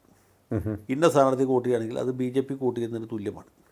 ഇപ്പോൾ തെരഞ്ഞെടുപ്പ് നല്ലോണം മൂർച്ഛിച്ച് നിൽക്കുന്ന സമയത്ത് BJP സ്ഥാനാർത്ഥി ഉണ്ട്. അപ്പോൾ പിന്നെ ആർക്ക് വോട്ട് ചെയ്യണം എന്നുള്ളത്. അപ്പോൾ ഇവർ ഏതെങ്കിലും ഒരു സ്ഥാനാർത്ഥി, രണ്ടിലൊരു സ്ഥാനാർത്ഥി, ഒന്നുകിൽ LDFന് അല്ലെങ്കിൽ UDFന് സപ്പോർട്ട് ചെയ്യാൻ തീരുമാനിക്കും. അപ്പോൾ ആ വോട്ടുകൾ പൂർണ്ണമായിട്ട് ആ പാർട്ടിയിലേക്ക് പോകും. അങ്ങനെ വരുമ്പോൾ BJP സ്ഥാനാർത്ഥി തോറ്റു. അപ്പോൾ ഇങ്ങനെയൊക്കെയുള്ള സംഭവങ്ങൾ ഇതിനിടയ്ക്ക് ഇനി സംഭവിക്കാനുണ്ട്. അപ്പോൾ പല ഘടകങ്ങളെ ആശ്രയിച്ചിട്ടാണ് ഈ റിസൾട്ട് വരാൻ പോകുന്നത്. ഓക്കെ, ഈ തിരുവനന്തപുരം ജില്ലയിൽ BJP വളരെ നല്ല രീതിയിൽ വോട്ട് വർദ്ധിപ്പിച്ചിട്ടുണ്ട്. അത് ഏത് തരത്തിൽ ബാധിക്കും? ഏതെങ്കിലും തരത്തിൽ സ്വാധീനിക്കാനുണ്ടോ? ഈ തദ്ദേശ തെരഞ്ഞെടുപ്പിൽ അത് സ്വാധീനിക്കാനുള്ള സാധ്യതയുണ്ടോ? അത് തദ്ദേശ സ്വയംഭരണ തെരഞ്ഞെടുപ്പിൽ പഴയ പോലെ ബാധിക്കാൻ സാധ്യതയില്ല. മാത്രമല്ല, അസംബ്ലി, പാർലമെൻറ്റ് മുതലായ ഇലക്ഷനൊക്കെ ഇതുപോലുള്ള പരിപാടികൾ കൊണ്ട് എന്തെങ്കിലും തരത്തിലുള്ളൊരു ഇമ്പാക്റ്റ് ഉണ്ടാക്കാൻ പറ്റുള്ളൂ. കാരണം ആളുകൾ തമ്മിൽ അറിയുന്നവരാണല്ലോ. നമ്മളറിയാത്തവരെന്നുള്ളത് നമ്മുടെ കിഴക്കേ വീട്ടിൽ അല്ലെങ്കിൽ പടിഞ്ഞാറേ വീട്ടിൽ അല്ലെങ്കിൽ 3 വീട് അപ്പുറത്തുള്ള ഒരാളാണുള്ള തെരഞ്ഞെടുപ്പിൽ മത്സരിക്കുന്നത്. അതുകൊണ്ട് സിദ്ധാന്തമൊന്നും വലിയ പ്രസക്തമായിട്ടുള്ള കാര്യമല്ല. റിട്ടയേർഡ് IPS ഉദ്യോഗസ്ഥ R ശ്രീലേഖയെ പോലും മത്സരത്തിന് ഇറക്കിയിരിക്കുകയാണ്. അതെ, ശ്രീലേഖയ്ക്ക് മത്സരിക്കുന്നതിന് എന്താ തടസ്സമുള്ളത്? എനിക്ക് നിങ്ങൾക്കുള്ള അവകാശം അവർക്കുണ്ട്. പോലീസിലായിരിക്കുമ്പോൾ പറ്റില്ലായിരുന്നു. പോലീസിൽ നിന്ന് പിരിഞ്ഞതിന് ശേഷം തീർച്ചയായിട്ടും മത്സരിക്കാം, അതിൽ തെറ്റൊന്നുമില്ല. ഓക്കെ, അവർക്ക് ഇക്കുറി ഭരണം പിടിക്കാൻ സാധിക്കും എന്നുള്ളൊരു ശക്തമായൊരു വിശ്വാസമുണ്ട്. മറുവശത്ത് നോക്കുകയാണെന്നുണ്ടെങ്കിൽ CPM-നും ആ ഒരു ഒരു ഒരു ഒരു ചൂട് ഫീൽ ചെയ്യുന്നുണ്ടെന്ന് തോന്നുന്നു. വളരെ ശക്തമായ മത്സരം നടക്കും. അതുകൊണ്ട് അവർ അരയും തലയും മുറുക്കിയാണ് ഇറങ്ങിയിരിക്കുന്നത്. സീനിയേഴ്സായിട്ടുള്ള നേതാക്കളൊക്കെ തന്നെ ഈ പ്രചരണത്തിന് ചുക്കാൻ പിടിക്കാനായിട്ടുണ്ട്. ഈവൻ വാർഡ് തലത്തിൽ പോലും കേന്ദ്രീകരിച്ച് പ്രവർത്തിക്കുന്ന സീനിയർ നേതാവുണ്ടെന്നാണ് കേൾക്കുന്നത് CPM-നെ സംബന്ധിച്ചിടത്തോളം. അപ്പോൾ എല്ലാ മാർഗവും അവരും നോക്കുമെന്നാണ് മനസ്സിലാക്കാൻ കഴിയുന്നത്. യാതൊരു സംശയവും വേണ്ട, ഈ ലോക്കൽ ബോഡി ഇലക്ഷൻ ഏറ്റവും നിർണായകമായിട്ടുള്ളത് LDF-നാണ്, CPM-നാണ്. അതുകൊണ്ട് ഇതിലൊരു വലിയ പരാജയം ഒഴിവാക്കാനായിട്ട് അവർ സകല വിദ്യകളും പയറ്റും. ഇലക്ഷൻ എഞ്ചിനീയറിംഗ് മുതൽക്ക് സകല കാര്യങ്ങളും വളരെ കൃത്യമായിട്ട് നടക്കും എന്ന കാര്യത്തിൽ യാതൊരു സംശയവും വേണ്ട. അവർ സ്ഥാനാർത്ഥികളെ നിശ്ചയിക്കുമ്പോഴും അത് ശ്രദ്ധിക്കും, പ്രചരണം നടത്തുമ്പോഴും അത് ശ്രദ്ധിക്കും, റിസൾട്ട് വന്നതിന് ശേഷവും അത് ശ്രദ്ധിക്കും, കൂട്ടായ്മകൾ ഉണ്ടാക്കുമ്പോൾ, കൂട്ടുകക്ഷികൾ ഉണ്ടാക്കുമ്പോൾ ഒക്കെ വളരെ കൃത്യമായിട്ട് കാര്യങ്ങൾ തീരുമാനിക്കുകയും അതനുസരിച്ച് നടപ്പാക്കുകയും ചെയ്യുന്ന ഒരു പാർട്ടി. സാർ, മറ്റൊരു കാര്യം പറഞ്ഞിട്ട് സാർ, അത് കേരളത്തെ സംബന്ധിച്ചുള്ള CPM-ആണ്. നമ്മൾ ബീഹാറിലൊക്കെ BJP-ക്കാർ ചെയ്തു എന്ന് പറഞ്ഞ പരിപാടി കേരളത്തിൽ ചെയ്യാൻ പറ്റുന്നത് CPM-നാണ്. അത് പറ്റാത്ത ഒരു പാർട്ടി തീർച്ചയായിട്ടും കോൺഗ്രസ്സാണ്. സാമാന്യമായിട്ട് ശ്രമിച്ചാൽ നടക്കാവുന്ന പാർട്ടികൾ മുസ്ലിം ലീഗും BJP-യുമാണ്. സാർ, നമ്മളിപ്പോൾ സമീപകാലത്ത് നോക്കുമ്പോൾ ഈ ഈഴവ വോട്ടുകളുടെ ഒരു മാറ്റം, ഒരു ഒഴുക്ക് സംബന്ധിച്ചുള്ള ചർച്ചകളൊക്കെ വളരെ തവണ നമ്മൾ നടത്തിയിട്ടുണ്ട്. അത് ഈ തദ്ദേശ തെരഞ്ഞെടുപ്പിൽ എങ്ങനെയായിരിക്കും എന്നുള്ളത് സംബന്ധിച്ച് എന്തെങ്കിലും പറയാൻ സാധിക്കുന്നുണ്ട്? അത് തിരുവനന്തപുരം ജില്ലയുടെ ആറ്റിങ്ങൽ അല്ലെങ്കിൽ ഈ തിരുവനന്തപുരം ജില്ലയിൽ പൊതുവിൽ, പിന്നെ തിരുവനന്തപുരം, കൊല്ലം, ആലപ്പുഴ ഈ ജില്ലകളിലൊക്കെ തന്നെ ഈഴ വോട്ടുകൾ ഗണ്യമായിട്ടുണ്ട്. അതുപോലെ ഇടുക്കിയുടെ ചില ഭാഗങ്ങൾ, അങ്ങനെ കുറേയേറെ ഭാഗങ്ങൾ ഉണ്ട്. പന്തളം മുനിസിപ്പാലിറ്റി അവരാണ് ഭരിക്കുന്നത്, അതെ, BJP-യാണ് ഭരിക്കുന്നത്. ഈഴവ വോട്ടുകളെ സംബന്ധിച്ചോളം പറഞ്ഞാൽ ഈഴവ വോട്ടുകൾ പരമ്പരാഗതമായിട്ട് അതിൻ്റെ ഗണ്യമായ ഭാഗം 80% അല്ലെങ്കിൽ 85% വരെ വോട്ടുകൾ LDF-നാണ് പോയിക്കൊണ്ടിരുന്നത്. ഇപ്പോഴും അതിൽ വലിയ വ്യത്യാസമൊന്നും വന്നിട്ടില്ല. ചെറിയ വ്യത്യാസം വന്നിട്ടുമുണ്ട്. വലിയ വ്യത്യാസം ഇപ്പോഴും ഇതുവരെ നമ്മുടെ ശ്രദ്ധയിൽ വന്നിട്ടില്ല. പക്ഷേ അതിൽ മനസ്സിലാക്കേണ്ട ഒരു കാര്യം, ഈ ബാക്കിയുള്ള വോട്ടുകൾ അത് കോൺഗ്രസ്സിന് കാലാകാലങ്ങളായി പോയിക്കൊണ്ടിരുന്ന വോട്ടാണ്. അതിൽ BJP-ക്ക് പറയത്തക്ക കടന്നുകയറ്റം നടത്താൻ പറ്റിയിരുന്നില്ല. ഒരു 15% 20% വരെ ഈഴവർ കമ്മ്യൂണിസ്റ്റ് വിരുദ്ധരാണ്. അതാണ് എൻ്റെ പ്രത്യേകത. അവർ തല്ലിക്കൊന്നാലും CPM-നോ അല്ലെങ്കിൽ കമ്മ്യൂണിസ്റ്റ് പാർട്ടികൾക്കോ ചെയ്യില്ല. പക്ഷേ ഇവർ കമ്മ്യൂണിസ്റ്റ് വിരുദ്ധരായിട്ട് ഭാവിക്കില്ല. ഇവർ യോഗ്യന്മാരായിട്ട് ഇങ്ങനെ നടക്കും. വോട്ട് ചെയ്യുമ്പോൾ വോട്ട് മാറ്റി ചെയ്യും. ഇതാണ് സാധാരണ ചെയ്യുന്നത്. ഇപ്പോൾ ആ വിഭാഗത്തിൽപ്പെട്ട ആളുകളും ഏറെക്കുറെ മിക്കവാറും എല്ലാവരും തന്നെ BJP-യിലേക്ക് പോയി എന്നുള്ളതാണ്. ഈ വെള്ളാപ്പള്ളി നടേശൻ BDJS ഉണ്ടാക്കിയതിന് ശേഷം കേരളത്തിലെ ഈ സാമൂഹ്യ രാഷ്ട്രീയ ജീവിതത്തിലുള്ള ഒരു വലിയ മാറ്റം അതാണ്. BJP-ക്ക് താമരക്ക് വോട്ട് ചെയ്യാനായിട്ട് ഇടവരൊക്കെ ഉണ്ടായിരുന്ന ഒരു അറപ്പ് മാറി എന്നുള്ളതാണ്. അപ്പോൾ ഇങ്ങനെ ഒരു സാഹചര്യം അവിടെ ഉണ്ട്. അപ്പോൾ ആ വോട്ടുകൾ കുറേയൊക്കെ പൂർണ്ണമായിട്ടല്ല എങ്കിൽ പോലും ഗണ്യമായിട്ട് BJP-യിലേക്ക് പോകും. അത് UDF-ൻ്റെ സാധ്യതകൾ കുറയ്ക്കുകയും LDF-ൻ്റെ സാധ്യതകൾ വർദ്ധിപ്പിക്കുകയും ചെയ്യും. അങ്ങനെയാണ്. ഇപ്പോൾ LDF-ന് പണ്ടത്തെ അത്രയും ജോലി എടുക്കണ്ട. കാരണം കുറേ ജോലി അവർക്ക് വേണ്ടി BJP-ക്കാരെടുക്കും. അത്ര വോട്ട് കോൺഗ്രസിൽ നിന്ന് ഭിന്നിപ്പിക്കും. ആ സ്ഥാനത്തേക്ക് കയ്യിലുള്ള വോട്ട് കുറച്ചും കൂടി വോട്ട് സംഘടിപ്പിക്കുകയാണെങ്കിൽ ഈ ഡിവിഷൻ അല്ലെങ്കിൽ വാർഡ് ഈ CPM സഖാവിൻ്റെ കയ്യിലിരിക്കും. അതുപോലെ തന്നെ ഈ സാധാരണക്കാരുമായി സംസാരിക്കുമ്പോൾ പലരും പറയുന്നത്, ഈ കോസ്റ്റൽ ഏരിയയിലൊക്കെ തന്നെയുള്ള ചില റിപ്പോർട്ടുകൾ കാണുമ്പോൾ അവരെയൊക്കെ തന്നെ ഈ ക്ഷേമ പെൻഷൻ്റെ വർധനവ് ഇതൊക്കെ വലിയ രീതിയിൽ സ്വാധീനിച്ചിട്ടുണ്ടെന്നാണ് മനസ്സിലാക്കുന്നത്. അത് വളരെ നല്ല രീതിയിൽ അവർക്ക് ക്യാമ്പയിനിങ്ങിലൂടെയും ഫലപ്രദമാക്കാൻ സാധിക്കും തോന്നുന്നു, അല്ലേ? തീർച്ചയായിട്ടും. ഈ വക പ്രസ്ഥാനങ്ങളുടെയൊക്കെ ആശാന്മാരാണ് CPM-കാർ. അവരുടെ ക്യാമ്പയിനിങ് മറ്റ് പാർട്ടികൾ കണ്ടുപിടിക്കണം. നമുക്ക് CPM-നോട് പല കാര്യത്തിലും വിയോജിപ്പുണ്ട്, എതിരഭിപ്രായം ഉണ്ടെങ്കിലും ഈ തെരഞ്ഞെടുപ്പ് എങ്ങനെ സംഘടിപ്പിക്കാം, എങ്ങനെ വോട്ടർമാരെ ബൂത്തിലെത്തിക്കാം, എങ്ങനെ സ്വന്തം വോട്ടും അത് കഴിഞ്ഞ് കള്ളവോട്ടും ചെയ്യാം. ഞാനവരെ മോശപ്പെടുത്തി പറഞ്ഞല്ല, അത്രയും ജാഗ്രതയുള്ളൊരു പാർട്ടിയാണ്. അല്ലെങ്കിൽ എതിർ പാർട്ടിയിൽപ്പെട്ട ഒരാൾ താൽക്കാലികമായിട്ട് വീട് വിട്ട് എവിടേക്കെങ്കിലും പോയി വിചാരിച്ചു, അങ്ങനെയാണെങ്കിൽ അയാളുടെ പേരെ എങ്ങനെ വോട്ടർ പട്ടികയിൽ നിന്ന് വെട്ടിക്കാം. ഇങ്ങനെയൊക്കെയുള്ള കലാപരിപാടികളിൽ വളരെ പ്രാഗൽഭ്യം തെളിയിച്ച ആളുകളാണ് ഈ CPM-കാർ. അതിനുള്ള സംവിധാനം അവർക്കുണ്ട്. നമ്മളവരെ കുറ്റം പറഞ്ഞിട്ട് കാര്യമില്ല. ഓക്കെ, അല്ല, ഈ CPM-ൻ്റെ കാര്യം നോക്കുകയാണെന്നുണ്ടെങ്കിൽ വളരെ ശക്തമായ മത്സരം അവർ ഇക്കുറി നേരിടുന്നുണ്ട് എന്നുള്ള കാര്യത്തിൽ യാതൊരു സംശയവുമില്ല. ഒരു കണക്ക് അങ്ങയുടെ ശ്രദ്ധയിൽപ്പെടുത്താം. അതായത് കഴിഞ്ഞ 2020 തദ്ദേശ തെരഞ്ഞെടുപ്പിൽ നമ്മൾ നോക്കുമ്പോൾ അന്ന് പോൾ ചെയ്യപ്പെട്ട വോട്ടുകളെ നിയമസഭാ സീറ്റുകളുടെ എണ്ണത്തിൽ അല്ലെങ്കിൽ ആ ഒരു അടിസ്ഥാനത്തിൽ ബോർഡർ വെച്ച് വേർതിരിച്ച് നോക്കുകയാണ് എന്നുണ്ടെങ്കിൽ 99 നിയമസഭാ മണ്ഡലങ്ങളിൽ അവർ ലീഡ് ചെയ്തു. 2021 നിയമസഭാ തിരഞ്ഞെടുപ്പ് നടന്നപ്പോൾ അതേ റിസൾട്ട് വന്നു. അപ്പോൾ അതുകൊണ്ട് തന്നെ അതേ പ്രാധാന്യം നമുക്ക് ഈ തിരഞ്ഞെടുപ്പിനും കൽപ്പിച്ച് കൊടുക്കാൻ സാധിക്കുമെന്നാണോ അങ്ങ് ആദ്യം പറഞ്ഞ ഒരു ഡ്രസ് റിഹേഴ്സലാണ് നിയമസഭയുടെ ഈ തദ്ദേശ തിരഞ്ഞെടുപ്പ് എന്ന് പറഞ്ഞതിന് അതിലൂടെ നമ്മൾ കാണേണ്ടതുണ്ട് അല്ലേ? അല്ലാതെ ഈ പ്രാദേശികമായിട്ടുള്ള തിരഞ്ഞെടുപ്പാണെങ്കിൽ ഏറ്റവും അവസാനം ഇതിൽ നിന്ന് ഒരു രാഷ്ട്രീയ ചിത്രം ഉരുത്തിരിഞ്ഞ് വരും.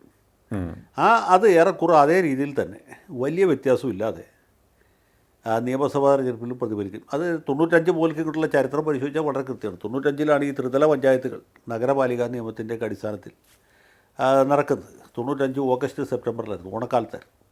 അന്ന് LDF വലിയ മേൽക്കൈ കിട്ടി.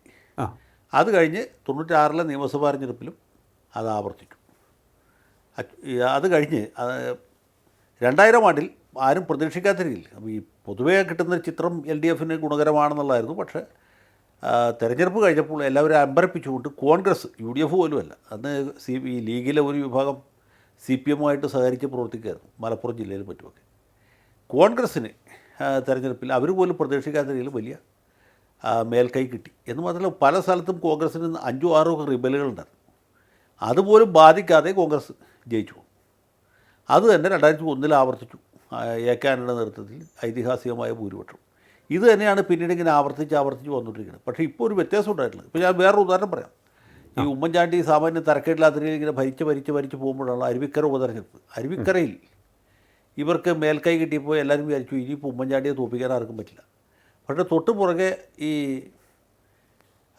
ഇത് വന്നല്ലോ, ഈ ലോക്കൽ ബോഡി ഇലക്ഷൻ വന്നപ്പോൾ കളി മാറി. അപ്പോൾ LDF മേൽക്കൈ കിട്ടി. LDF 7 ജില്ലകൾ ജയിച്ചു, UDF 7 ജില്ല ജയിച്ചു. പക്ഷേ വ്യത്യാസം എന്ന് വെച്ചാൽ കുറച്ചുകൂടി വലിയ ജില്ലകൾ ജയിച്ചത് LDF ആയിരുന്നു. അപ്പോൾ ആ ഒരു രാഷ്ട്രീയ ചിത്രം വ്യക്തമായി. കാരണം LDF മുൻകൈ എന്ന് വന്നു. നേരെ മറിച്ച് ആ ലോക്കൽ ബോഡി ഇലക്ഷൻ അപ്പം നടത്തിയില്ലെങ്കിൽ ഈ മുൻകൈ അല്ലെങ്കിൽ മേൽക്കോയ്മ ആർക്കാണെന്ന് തെളിയുന്ന എവിടെയായിരിക്കും? നിയമസഭാ തെരഞ്ഞെടുപ്പിലായിരിക്കും. അതെ. അപ്പോൾ ഈ ലോക്കൽ ബോഡി ഇലക്ഷനിൽ അത് വ്യക്തമായി. അതുകൂടി LDF ആവേശം വർദ്ധിച്ചു, അല്ലെങ്കിൽ UDF ആത്മവിശ്വാസം വല്ലാതെ കുറഞ്ഞു. അപ്പോൾ ഈ ഒരു ചെറിയ ഗ്യാപ്പിൽ ഇവർ ഇടിച്ച് കയറുകയാണ്. അങ്ങനെയാണ് കഴിഞ്ഞ തെരഞ്ഞെടുപ്പിൽ 2016 ഇവർക്ക് ഭൂരിപക്ഷം കിട്ടുന്നത്. കഴിഞ്ഞ ലോക്കൽ ബോഡി ഇലക്ഷനിൽ വീണ്ടും LDF മുന്നോട്ട് വരുന്നു. അത് 2021 തെരഞ്ഞെടുപ്പിൽ വീണ്ടും നമ്മൾ കാണും. അപ്പോൾ ഈ തെരഞ്ഞെടുപ്പ് വളരെ നിർണായകമാണ്. മാത്രമല്ല 96 ഇത് ഓണക്കാലത്താണ് നടന്നതില്ലേ, ആഗസ്റ്റ് സെപ്റ്റംബറിലാണ്. ഇപ്പോൾ നടക്കുന്നത് ഡിസംബറിലാണ്. ഡിസംബർ കഴിഞ്ഞാൽ എത്ര മാസമുണ്ട്? ജനുവരി, ഫെബ്രുവരി, മാർച്ച്. മാർച്ച് മാസത്തിൽ തന്നെ മറ്റേ നോട്ടിഫിക്കേഷൻ വരും. ഏപ്രിൽ അല്ലെങ്കിൽ മെയിൽ തെരഞ്ഞെടുപ്പ് നടക്കും. അപ്പോൾ ഇതിന് തയ്യാറെടുക്കാനും ഇപ്പോൾ ഏൽക്കാൻ പോകുന്ന ആഘാതത്തിൽ നിന്ന് തിരിച്ചു കയറാനും സമയമില്ല. അതെ. ഈ പഞ്ചായത്ത് തിരഞ്ഞെടുപ്പ് കഴിഞ്ഞാൽ പിന്നെ അതിൻ്റെ റിസൾട്ട് തന്നെയാണ് നിയമസഭയിലും കാണുക. ഇതൊരു ഫോർഗോൺ കൺക്ലൂഷനാണ്. അതാണ് ഈ ലോക്കൽ ബോഡി ഇലക്ഷൻ്റെ ശരിക്കുള്ള പ്രാധാന്യം. ലോക്കൽ ബോഡിയിലേക്കുള്ള ഇലക്ഷൻ അല്ല നടക്കുന്നത്. നമ്മൾ ഈ ലോക്കൽ ബോഡിയിലെ വോട്ടിംഗ് യന്ത്രത്തിൽ വിരലമർത്തുമ്പോൾ തെളിയുന്നത് എവിടെയാണ്? നിയമസഭാ തെരഞ്ഞെടുപ്പിലെ ആ റിസൾട്ടിലാണ്. അങ്ങ് നേരത്തെ പറഞ്ഞ ആ ഇടതുപക്ഷത്തിൻ്റെ തിരഞ്ഞെടുപ്പ് മാനേജ്മെൻറ്റ് സ്കില്ല്, അതിൻ്റെ ഒരു കാര്യം ഞാൻ ചോദിക്കാൻ ആഗ്രഹിക്കുകയാണ്. അതായത് വിവാദങ്ങളെ ഇടതുപക്ഷം ഹാൻഡിൽ ചെയ്യുന്ന രീതി, അവർക്കെതിരെ ഉയരുന്ന ആരോപണങ്ങളെ നേരിടുന്ന രീതി, അതിനെ എങ്ങനെയാണ് നമ്മൾ വിശേഷിപ്പിക്കേണ്ടത്? ഈ ശബരിമല വിഷയം തന്നെ കത്തി നിൽക്കുമ്പോൾ മറ്റു പല വിഷയങ്ങളിലേക്കും ശ്രദ്ധ കൊണ്ടുപോകുവാൻ, അല്ലെങ്കിൽ മറ്റ് ഏതെങ്കിലും തരത്തിലുള്ള വിഷയങ്ങൾ ഉയർത്തിക്കൊണ്ടുവരുവാനുള്ള അവരുടെ കഴിവ് അപാരം തന്നെ അല്ലേ? അതൊരു ഘടകമാണ്. അവർക്ക് അതിനുള്ളൊരു സ്കില്ലുണ്ട്, അതിനുള്ള ഈ പ്രൊപ്പഗൻഡ മെഷീനറി ഉണ്ട്. അതുകൂടാതെ നമ്മുടെ ഈ ന്യൂസ് ചാനലുകളൊക്കെ ജോലി ചെയ്യുന്ന ആളുകളിൽ അധികം പേരും പഴയ കാലത്തെ SFIക്കാരുമാണ്. അത് ശ്രദ്ധിച്ചില്ല. മനോരമ ചാനലിൽ വരെ ഈ വാർത്താ അവതാരകരിൽ നല്ലൊരു ഭാഗം പഴയ SFIക്കാരാണ്. അപ്പോൾ അങ്ങനെയുള്ള പല സൗകര്യങ്ങളും LDFനുണ്ട്. പിന്നെ അവർക്ക് ഇതൊക്കെ ഓർക്കസ്ട്രേറ്റ് ചെയ്യാനുള്ള സംവിധാനമുണ്ട്, പണമുണ്ട്. പണം ഒരു ഘടകമാണ്. UDFൻ്റെ പണമില്ല. കോൺഗ്രസ്സുകാരുടെ 5 പൈസയില്ല, വിഷം പഠിക്കാൻ കാശില്ലാതിരിക്കുകയാണ്. അല്ല, ഇത് മറ്റൊരു കാര്യം, ഈ രാജീവ് ചന്ദ്രശേഖർ അധ്യക്ഷനായി സ്ഥാനമേറ്റെടുത്തതിന് ശേഷമുള്ള ഒരു അദ്ദേഹത്തിന് ഒരു ആസിഡ് ടെസ്റ്റായി ഇത് വരുമോ ഈ തദ്ദേശ തിരഞ്ഞെടുപ്പ് എന്ന് പറഞ്ഞുകൂടാ. പക്ഷേ അദ്ദേഹത്തിൻ്റെ നേതൃത്വത്തിൽ വലിയ മുന്നൊരുക്കം അവർ പല സ്ഥലത്തും നടത്തിയിട്ടുണ്ട്. പിന്നെ മുമ്പ് ഒരിക്കലും ഇവർക്ക് കിട്ടാത്ത ഒരു സ്വീകാര്യത ചില ഘടകങ്ങളിൽ നിന്ന് അവർക്ക് കിട്ടുന്നുണ്ട്. ഉദാഹരണത്തിന് പണ്ട് സവർണ്ണ സമുദായക്കാർ മാത്രമായിരിക്കും, വെള്ളാപ്പള്ളി വന്നതിന് ശേഷം അത് ഈഴവരുടെ ഇടയിലേക്ക് വ്യാപിച്ചു. ഇപ്പോൾ സമീപകാലത്തായിട്ട് ക്രൈസ്തവരായ ആളുകളുടെ ഇടയിൽ BJPക്ക് സ്വീകാര്യത കിട്ടിത്തുടങ്ങിയിട്ട്. എന്തുമാത്രം ഉണ്ടെന്നൊക്കെ നമുക്ക് തിരഞ്ഞെടുപ്പ് കഴിഞ്ഞാൽ പറയാൻ പറ്റുള്ളൂ. പക്ഷേ അങ്ങനെ ഒരു ഫിനോമിന ഇപ്പോൾ കാണുന്നുണ്ട്. അത് BJPയോടുള്ള ചായ്വിനേക്കാൾ കൂടുതലായിട്ട് നമ്മുടെ ഇടത് വലത് മുന്നണികൾ കൈയാളുന്നു എന്നിവർ ഭയപ്പെടുന്ന ഒരു മുസ്ലിം പ്രീണന രാഷ്ട്രീയത്തോടുള്ള എതിർപ്പായിട്ട് വേണം കണക്കാക്കാനായിട്ട്. ഈ പള്ളുരുത്തിയിൽ മറ്റേ കന്യാസ്ത്രീകളുടെ സ്കൂളിലുണ്ടായ പ്രശ്നമൊക്കെ നമ്മൾ പറഞ്ഞില്ലേ, അവിടുത്തെ PTA പ്രസിഡൻറ്റ് BJP മുന്നണിയുടെ സ്ഥാനാർത്ഥിയായിട്ട് മത്സരിക്കുന്നുണ്ട്. കൊച്ചി കോർപ്പറേഷനിലേക്ക്. അയാൾ ജയിക്കോ ഇല്ലെന്ന് നമുക്കറിയില്ല. പക്ഷേ ആ വ്യക്തിയുടെ സ്ഥാനാർത്ഥിത്വം ജോഷി കൈതവിളപ്പിൽ എന്ന് പറഞ്ഞ വ്യക്തി BJP സ്ഥാനാർത്ഥിയായിട്ട് മത്സരിക്കുന്നു എന്നുള്ളത് അതിലൊരു ദിശാസൂചകമുണ്ട് എന്നാണ് ഞാൻ വിചാരിക്കുന്നത്. അതൊരു ഒറ്റപ്പെട്ട സംഭവമല്ല. അതുപോലെ പാലക്കാട് തിടനാട് എന്നൊരു സ്ഥലമുണ്ട്, പാലക്ക് പൂഞ്ഞാറിനടയ്ക്ക് അവിടെ ഉണ്ട്. അവിടെ ഈ BJP സ്ഥാനാർത്ഥികളുടെ അല്ലെങ്കിൽ BJP സ്വതന്ത്രന്മാരായിട്ട് മത്സരിക്കുന്നതിൽ ഗണ്യമായ ഭാഗം ക്രിസ്ത്യാനികളാണ്. അവിടെയൊക്കെ സാർ ഈ ഷോൺ ജോർജ്, PC ജോർജ് എന്നിവരുടെയൊക്കെ സ്വാധീനം എത്രത്തോളം ആയിരിക്കാം? ഷോൺ ജോർജ്, PC ജോർജ് ഇവരുടെ സ്വാധീനമായിരിക്കാം. അവർക്കും സ്വാധീനം ചെലുത്താൻ പറ്റുന്ന മേഖലയാണ് ഇത്. ഷോൺ ജോർജിൻ്റെ അല്ലെങ്കിൽ PC ജോർജിൻ്റെ സ്വാധീനത്തേക്കാൾ കൂടുതലായിട്ട് പാലാ കാഞ്ഞിരപ്പള്ളി ആ ഭാഗത്തുള്ള ക്രൈസ്തവരുടെ ഇടയിൽ പൊതുവെ ഒരു എന്താ പറയുക, ഒരു അശുഭാപ്തി വിശ്വാസം പടർന്നു പിടിച്ചിട്ടുണ്ട്. അതായത് ഈ ക്രിസ്ത്യാനികൾക്ക് ഇനി രക്ഷയില്ല എന്നൊരു തോന്നൽ കത്തോലിക്കരുടെ ഇടയിലുണ്ട്. അത് കത്തോലിക്ക മതമേലധ്യക്ഷന്മാർ, വൈദികരും മെത്രാന്മാരും ഒക്കെ അറിഞ്ഞും ഒളിഞ്ഞും തെളിഞ്ഞുമൊക്കെ ഈ ഒരു വികാരം അവിടെ എന്താണ് കൂടുതൽ രൂഢമൂലമാക്കാനായിട്ട് ശ്രമിക്കുന്നുണ്ട്. നമ്മുടെ പാലാ മെത്രാൻ്റെ പ്രസിദ്ധമായ കുറവലങ്ങാട് പ്രസംഗം ഓർമ്മയില്ലേ, ലവ് ജിഹാദ്, നാർക്കോട്ടിക് ജിഹാദ്. അതേ ഒരു തവണ പറഞ്ഞുള്ളൂ, പക്ഷെ ഒരു തവണ പറഞ്ഞാൽ മതിയല്ലോ. ആ ആശയം അവിടെ ഉണ്ട്. അതിൻ്റെ തുടർച്ചയായിട്ടാണ് ഇങ്ങനെയുള്ള സംഭവങ്ങൾ ഉണ്ടാകുന്നത് എന്നുള്ളതാണ് ഇതിൽ പ്രധാനപ്പെട്ട കാര്യം. സാർ, അതിൻ്റെ കൂടെ കൂട്ടിച്ചേർത്ത് വായിക്കാമോ ഈ ജമാഅത്തയുടെ പിന്തുണ UDFിലേക്ക് വരുന്നതും അതുമായി ബന്ധപ്പെട്ടുള്ള വിഷയങ്ങളും? അത് തീർച്ചയായിട്ടും UDFിൻ്റെ ഒരു വലിയ ടാങ്കാണ്. അതിൽ ജമാഅത്തെ ഇസ്ലാമിക്ക് പറയത്തക്ക വോട്ടൊന്നുമില്ല. മുസ്ലിം ലീഗാണ് മുസ്ലിം സമുദായത്തിലെ ഏറ്റവും പ്രോമിനൻ്റ് ആയിട്ടുള്ള പാർട്ടി. അപ്പോൾ എന്തിനു വേണ്ടിയിട്ടാണ് ഈ ജമാഅത്തെ ഇസ്ലാമിയുടെ പിന്തുണ സ്വീകരിക്കുന്നത് എന്ന് ചോദിച്ചാൽ ആ ചോദ്യത്തിന് യാതൊരു ഉത്തരവില്ല. മദർലി ജമാഅത്തെ ഇസ്ലാമി വെച്ചാൽ മതരാഷ്ട്രവാദം മുന്നോട്ട് വയ്ക്കുന്ന ഒരു പാർട്ടിയാണ്. അവർ പിന്തുടർന്ന് ഭിന്നിപ്പിൻ്റെ പിളർപ്പിൻ്റെ ഒരു രാഷ്ട്രീയം. അത് ഈ നേരത്തെ പറഞ്ഞ വിഭാഗക്കാർ ഒരിക്കലും താല്പര്യപ്പെടുന്നില്ല. ഇതാണ് സംഭവം. അതുകൂടാതെ ജമാഅത്തയുടെ കടന്നുകയറ്റം മുസ്ലിം ലീഗിനെ സ്വാധീനിക്കുന്നുണ്ട് വല്ലാതെ. മുസ്ലിം ലീഗ് നേതാക്കളിൽ പലരും ഇപ്പോൾ ഓപ്പണായിട്ട് തന്നെ ജാതി, മതം എന്നൊക്കെ പറഞ്ഞുകൊണ്ട് ശക്തമായ പ്രസംഗങ്ങൾ നടത്തുന്നുണ്ട്. ഇതും അത് വളരെ പ്രധാനപ്പെട്ട ഒരു കാര്യമാണ്. ജമാഅത്തെ ഇസ്ലാമിക്ക് പറയത്തക്ക വോട്ടൊന്നും കേരളത്തിലില്ല. കേരളത്തിലെ മൊത്തം മുസ്ലിം പോപ്പുലേഷൻ എടുത്തു കഴിഞ്ഞാൽ, മൊത്തം പോപ്പുലേഷൻ അല്ല, മൊത്തം മുസ്ലിം പോപ്പുലേഷൻ എടുത്താൽ പോലും 1% പോലും അവർ വോട്ട് ഹോൾഡ് ചെയ്യുന്നില്ല. അതിനേക്കാൾ എത്രയോ കൂടുതൽ SDPIക്ക് ഉണ്ട്. പക്ഷേ ജമാഅത്തെ ഇസ്ലാമിക്ക് അതില്ല. പക്ഷേ ഒരു കാര്യമുള്ളത്, ഈ സാധാരണക്കാരായ മുസ്ലിങ്ങളെ, പ്രത്യേകിച്ച് വിദ്യാസമ്പന്നരായ ആളുകൾ, ഇടത്തരക്കാർ, അവരുടെ തോട്ട് പ്രോസസ്സ് നിയന്ത്രിക്കുന്നത് ജമാഅത്തെ ഇസ്ലാമിയാണ്. അവരുടെ മാധ്യമവും പത്രവും മീഡിയ വൺ ചാനലുമാണ്. അപ്പം ജമാഅത്തെ ഇസ്ലാമിയോട് രാഷ്ട്രീയമായിട്ടും ഈവൻ സാമുദായികമായിട്ട് പോലും എതിർപ്പുള്ള ഗ്രൂപ്പുകൾ അതിൻ്റെ അകത്തുണ്ട്. സുന്നി ഗ്രൂപ്പുകൾ. സുന്നികളോട് താരതമ്യം ചെയ്യുമ്പോൾ ഇവർ തീരെ ഇല്ലയെന്ന് പറയാം. കാരണം ബഹുഭൂരിപക്ഷം സുന്നികളാണ്. അപ്പോൾ സുന്നി മതപുരോഹിതന്മാർ, മതപണ്ഡിതന്മാർ ജമാഅത്തെ ഇസ്ലാമിയെ തള്ളി പറയുമ്പോഴും നമ്മൾ കാണേണ്ട കാര്യം എന്ന് വെച്ചാൽ ഈ ജമാഅത്തെ ഇസ്ലാമിയുടെ ഒരു തോട്ട് പ്രോസസ്സുണ്ട്, ചിന്താ പദ്ധതി. അതാണ് ഇപ്പോഴും ഈ സുന്നികളും മുജാഹിദുകളും അടക്കമുള്ള ആളുകൾ പിന്തുടരും. അതാണ് അതിൻ്റെ പ്രത്യേകത. അത് ആശയപരമായിട്ടുള്ള ഒരു വലിയ മേൽക്കോയ്മ ഇവർക്ക് കിട്ടിക്കഴിഞ്ഞു എന്നാണ് ഈ പറഞ്ഞതിൻ്റെ അർത്ഥം. എന്തായാലും ആദ്യത്തെ റൗണ്ട് തിരഞ്ഞെടുപ്പ് നടക്കുന്ന സ്ഥലങ്ങൾ നോക്കുമ്പോൾ ഇടതുപക്ഷത്തിന് മുൻതൂക്കം എന്നാണ് അഡ്വക്കേറ്റ് A. ജയശങ്കർ വിലയിരുത്തിയിരിക്കുന്നത്.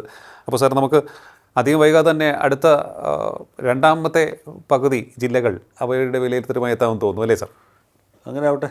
നമുക്ക് അടുത്ത ആഴ്ച ഒരു വിഷയം ചർച്ച ചെയ്യാം. അവിടെ കുറച്ചുകൂടി രാഷ്ട്രീയ ഭൂമിക വ്യത്യസ്തമാണ് തിരുവിതാംകൂറിനെ അപേക്ഷിച്ച്. തൃശ്ശൂർ കഴിഞ്ഞാൽ തൃശ്ശൂരിന് വടക്കോട്ടുള്ള ജില്ലകൾ പാലക്കാട്, കോഴിക്കോട്, മലപ്പുറം, കണ്ണൂർ, വയനാട്, കാസർഗോഡ്. അപ്പോൾ അവിടുത്തെ രാഷ്ട്രീയം ഈ തിരുവിതാംകൂർ ഭാഗത്ത് നിന്ന് കുറേ കൂടി വ്യത്യസ്തമായിട്ടുള്ളതാണ്. അതെ, തീർച്ചയായിട്ടും. വളരെയധികം നന്ദി സാർ, ഇത്രയും സമയം ടോക്കിംഗ് പോയിൻറ്റുമായി സംസാരിച്ചത്. ടോക്കിംഗ് പോയിൻ്റ് ഈ അധ്യായം ഇവിടെ പൂർണ്ണമാകുന്നതിന് അടുത്ത എപ്പിസോഡിൽ കാണാം നമുക്ക്. നമസ്കാരം.